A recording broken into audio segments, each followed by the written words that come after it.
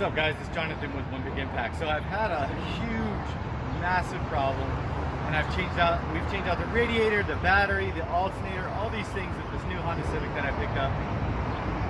The last thing that I'm going to do is a thermostat, and I just wanted to share with you how to change out a thermostat on a 2004 Honda Civic.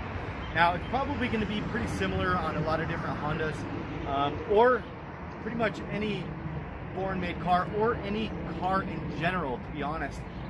Most are pretty much very much alike. So there's going to be a couple things that you need. With this specific car, it's going to be a ratchet as well as a 10mm socket, and I'm using a small one because it's like tight little spaces. You're going to need some, whether it's pliers, channel locks, or whatever, and that's to take the hose off. Now, that might not be the same if you have a hose clamp that has a screwdriver. This could be used for this. This is also a flathead screwdriver. Is the reason I'm using that is because there's a sensor on it. So I'm just going to push that down and slide it out.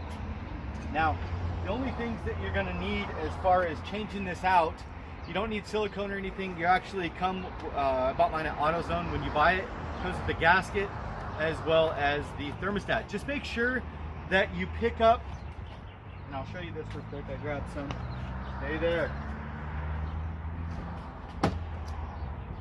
Pick up some extra antifreeze, and the reason I'm saying that is because some of it's going to be spilled out during the process. Probably put a pan underneath if you don't want to mess up your driveway or whatever. So keep that in mind. I'm going to show you a close-up of what it's going to look like. It's really not going to hopefully be, cross your fingers, not too long. I'd say project time about 15 to 20 minutes.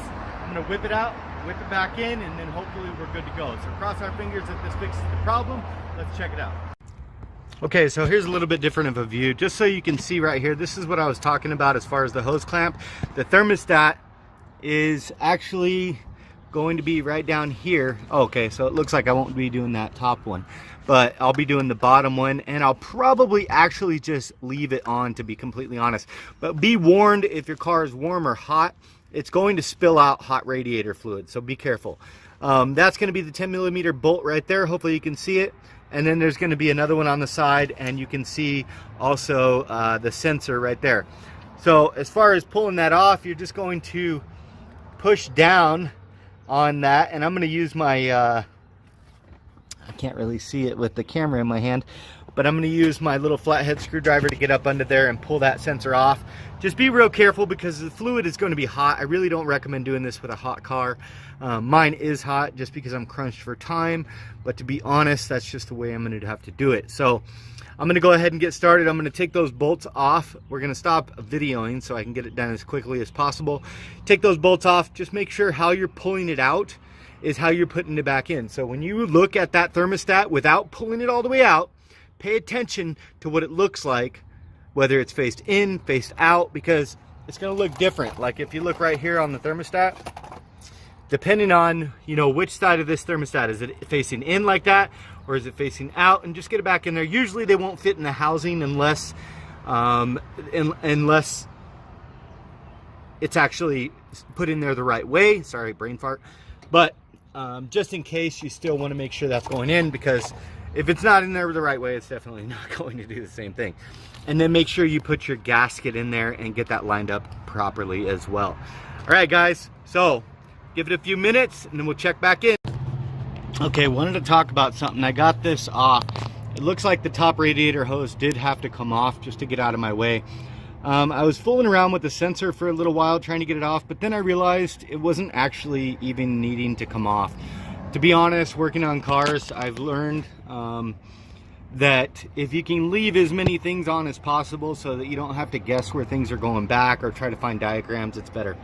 So once I got it off, I can see a couple things. Okay, so right away, you can see that that gasket sits in a certain way. See how up on the left-hand side, just past right around 11 o'clock, you're seeing that it's got, let me get a better view here. It's got a notch. You see that notch in the gasket? Right there. Right there, you see the notch? You want to keep an eye on where that notch is so that when you put the new gasket on, and there might be a couple notches, I advise taking a picture just to kind of see where that's at, what it looks like, because that's what's going to be where everything is going to ride in and out. And obviously the idea of seeing the gasket now or I'm sorry, seeing the thermostat, you can see that the nub faces out. So basically, grabbing this would show you that this is facing out. Okay, so just like that. And then to give you a better idea what I'm talking about the gasket, if you look at the gasket, it doesn't look like it's the same actually, believe it or not.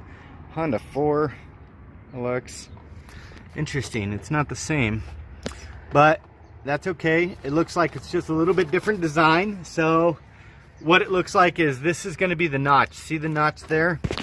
So that notch is going to go where that notch is there. So go ahead and take it out and let's see what happens. Okay, so upon further inspection, the gasket actually goes on this ring, so it doesn't look like it's going to be as big a deal as I thought. So you're basically just going to see how the old one's on there, and you can tell it's not like fitting into any grooves necessarily. So once you look in there, if you can see, hold on, you can tell that the only thing that looks like it matters is possibly the top being a section in which maybe this part should go. Okay, so go ahead and line those up and you should be good to go. Okay guys, we got it all done and we have not fired it up yet, but a couple things to note is once you refill your radiator, try to make sure your reservoir is full. And then also after you drive it a little bit or it runs a little bit and kind of sucks some of that antifreeze back into the motor and it circulates, go ahead and turn it off. Obviously when this is cool, not when it's hot, you're going to burn yourself. But after it cools down, recheck your fluids to make sure you're copacetic, and that should be good. I will say, unfortunately, it looks like after a little bit closer observation, looks like I have a slightly new thermostat, which is not very promising, to be honest. That means like maybe they had this issue recently, changed out the thermostat, and they found that it maybe didn't fix their problem. So I'm going to go ahead and fire it up, and we're going to see what happens. Wish me luck. I hope everything works okay. Double, triple check, make sure everything's good to go. Got our hose on tight, caps on, sensor on, everything good to go.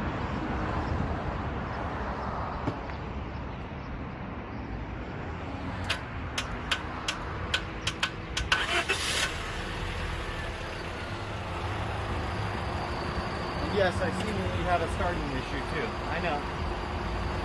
So you may see a little bit of smoke or whatever. That's just going to be a strange smell. That's going to be from the spilled radiator fluid on the engine components as the motor warms up. With mine specifically, it overheats at idle. So I'm kind of going to be going back and forth. So I just cut out about 10 minutes of me bullshitting and talking. Basically, if you have a cooling system problem, just check a few things, okay? So I don't know where my video cut out, but check your fans, make sure they're coming on at the right times. Obviously, check your radiator, make sure you don't have any leaks. Check your fluid, of course, but also make sure that you have sensors that are working properly and everything's working. So when you go to diagnose it and go to a mechanic, make sure you're going to give them information like when it's overheating, why it's overheating, etc. Wish me luck. I'm going to check it one more time.